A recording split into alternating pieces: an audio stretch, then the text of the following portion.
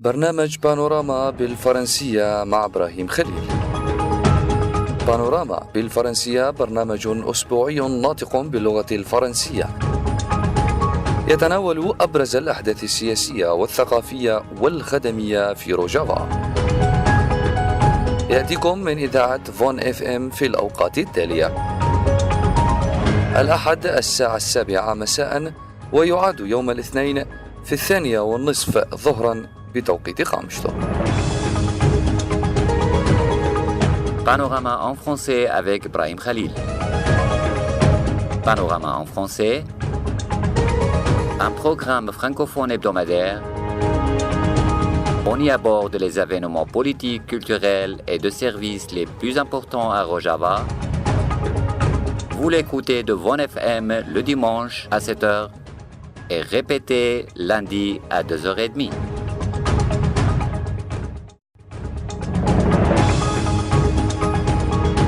Mesdames, Messieurs, bonsoir. On vous salue de Von FM et voilà, Ibrahim Khalil vous présente le panorama hebdomadaire en français du Rojava nord de la Syrie. Dans notre panorama, on vous propose une série d'actualités les plus importantes concernant des différents côtés de la vie au Rojava. On commence par les titres. Des armes chimiques soupçonnées sur Afrin jetées par l'armée turque. Le communiqué du Centre médiatique des forces démocratiques syriennes révélant les résultats des attaques des dernières 24 heures. Le rôle du mouvement de la culture et de l'art démocratique dans la résistance de Afrin. Et enfin des extraits pris de quelques journaux français. Afrin. 6 civils ont été blessés par suffocation à la suite du bombardement des armes chimiques par l'armée turque vendredi soir, le village de Arende, à proximité de Chié. Les blessés ont été emmenés à l'hôpital d'Afrin pour recevoir un traitement et les blessés sont Mohamed Rachid Hassoun, 33 ans, Ahmed Mohamed Husso, 38 ans, Mohamed Haqqi, 47 ans, Waddah Mustafa Khalil, 35 ans, Adnan Ousmane Shaliko, 35 ans, Abdurrahman Mohamed, 29 ans. En raison de l'inhalation de produits chimiques toxiques, les patients ont été étouffés en plus des symptômes de grattage et de l'irritation de la peau. Dr Khalil Sabri a déclaré en ajoutant que les blessés recevaient un traitement et sont maintenant sous observation et indiquant qu'il divulguerait le type de matériel après les analyses nécessaires.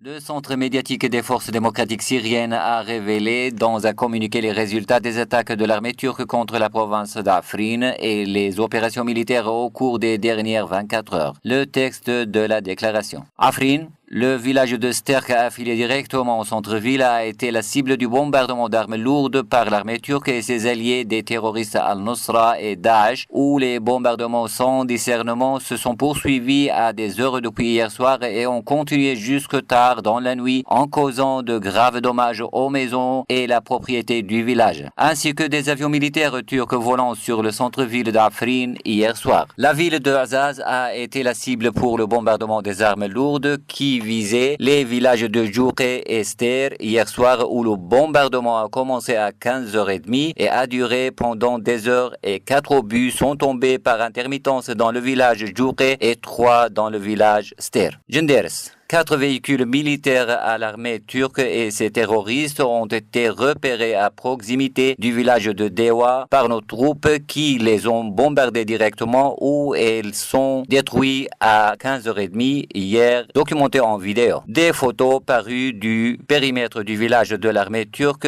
et ses terroristes qui utilisent des enfants comme boucliers humains lors de l'invasion contre Afrin, où les photos apparaissent un groupe des enfants autour d'une véhicule militaire chargé avec une arme Doshka en ciblant bombarder la ville de Genderes tout été hier soir. L'avion de guerre turc ont également survolé Genderes à 7h ce matin. Le village de Sendianke a été ciblé de gros bombardements depuis 13h cet après-midi, où les bombardements se poursuivent. Et dans une scène qui confirme la brutalité de l'offensive turque barbare, le cimetière de Abdurrahman était la cible du bombardement d'armes lourdes hier soir, ce qui confirme que cette invasion cible même les cimetières après les lieux de pèlerinage, après avoir ciblé les monuments archéologiques, les infrastructures et les quartiers et villages peuplés. Dans les heures d'après-midi, l'armée turque et les terroristes ont tenté de progresser sur l'axe du village de Mohammedia et se sont heurtés avec nos forces et ont été battus sur le pied arrière après l'avoir de lourdes pertes de vie. Les conquérants ont laissé leurs morts sur le champ de bataille et pris la fuite, alors que nos troupes les ont poursuivis dans les environs et les collines du village. Shara, à 9h hier soir, les maisons des civils dans le village Bafloun étaient cibles pour des raids aériens de l'armée turque. Rajo, nos troupes qui ont repéré une blindée turque sur l'axe du village Kanya Batmane hier soir, l'a ciblée en frappant la cible directement. Hier, dans les heures d'après-midi, le village de Kharaba Sorek était une cible du bombardement d'armes lourdes par l'armée turque où les maisons de civils endommagées et la mosquée du village détruite. Et au centre du village de Haj Khalil et le mont de Chia et Mira, l'armée turque a utilisé de lourdes armes pour bombarder la montagne et le village où les bombardements ont commencé à 13h et se poursuivent. Sur l'axe du village de Shadia, nos forces ont pris en embuscade hier soir un réservoir avec un véhicule et directement visé par l'embuscade où on a complètement détruit le réservoir et le véhicule et tué tout son équipage. Chié ou Sheikh al-Hadid, nos troupes ont repéré les mouvements de l'armée turque et ses terroristes à proximité du village Chakkale et les ont tendu une embuscade hier soir où un véhicule militaire pris dans l'embuscade est complètement détruit, tuant tout son équipage. Au mépris du monde, l'État turc ne cache plus son alliance ouverte avec les terroristes, où beaucoup de scènes vidéo documentant cette alliance ont dernièrement apparu. Par exemple, la scène dans laquelle paraissent des éléments de Al-Nusra qui aidaient des soldats turcs blessés lors des affrontements sur l'axe de Genders.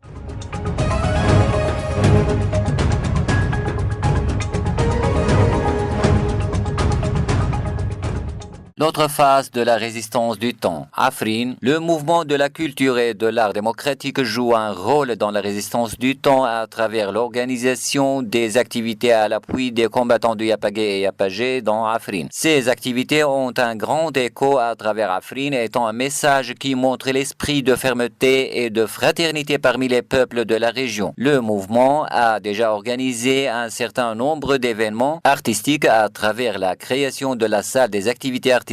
Il a produit 5 chansons avec des clips vidéo pour chacun. Ces chansons ont résonné dans toute Afrin jusqu'à ce qu'elles soient répercutées par les enfants et les adultes et soient plus enthousiastes et plus animés dans les manifestations et autres activités et événements. D'autre part, le mouvement a pris sur lui de présenter des présentations artistiques et théâtrales ainsi que des films qui parlent de la résistance des combattants kurdes dans les fronts en plus de la production de certains films documentaires. Dans ce contexte, Hassan Khamgin, l'élément du Centre de culture et de l'art à Afrin, dit « Nous voulons par nos activités artistiques ajouter de nouveaux lustres à la résistance. Nous continuons de soutenir nos forces inébranlables dans les fronts et nous y avons la confiance absolue. »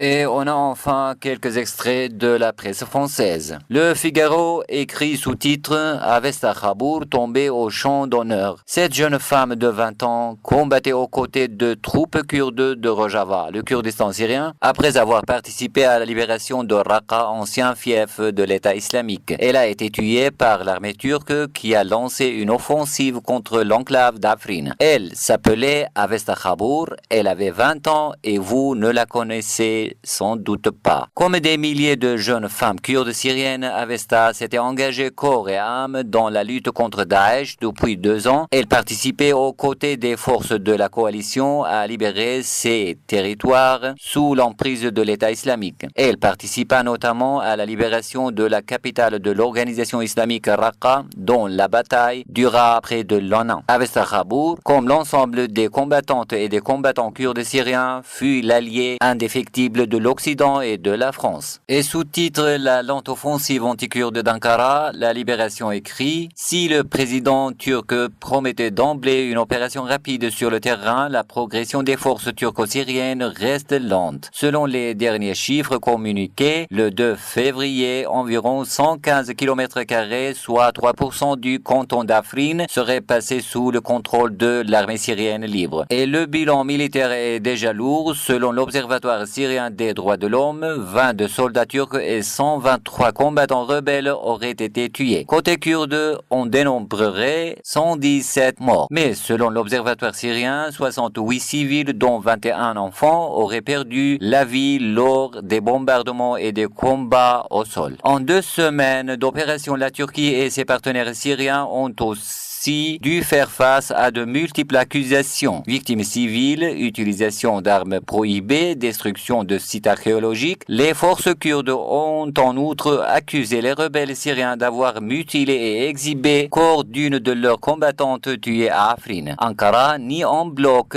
et dénonce une propagande noire contre son opération. Le gouvernement turc, qui cherche à légitimer son initiative militaire auprès de ses partenaires étrangers, a ainsi invité via le service presse du Premier ministre les journalistes nationaux et internationaux à venir sur le terrain syrien observer par eux-mêmes la situation. C'est donc après une longueur de bus depuis Kilis sur une route esquintée de l'est d'Alep qu'une cinquantaine de journalistes débarquent dans le village syrien de Soran. Là, un petit rassemblement spontané promettant un soutien aux rameaux d'olivier s'offre aux objectifs et questions des médias. Difficile de ne pas voir la mise en scène des enfants se chamailler pour pouvoir brandir les drapeaux de la révolution syrienne et de la Turquie. Quelques portraits d'Erdogan ont été accrochés au mur pendant que résonne un rythme en l'honneur du président. De nouveau, les titres. Des armes chimiques soupçonnées sur Afrin jetées par l'armée turque. Le communiqué du Centre médiatique des forces démocratiques syriennes révélant les résultats des attaques des dernières 24 heures. Le rôle du mouvement de la culture et de l'art démocratique dans la résistance de Afrin. Et enfin des extraits pris de quelques journaux français. Et à la fin de notre panorama hebdomadaire du Rojava, mesdames, messieurs, on vous remercie de l'avoir suivi en vous souhaitant une bonne soirée. Ici Rojava, la paix pour tout le monde.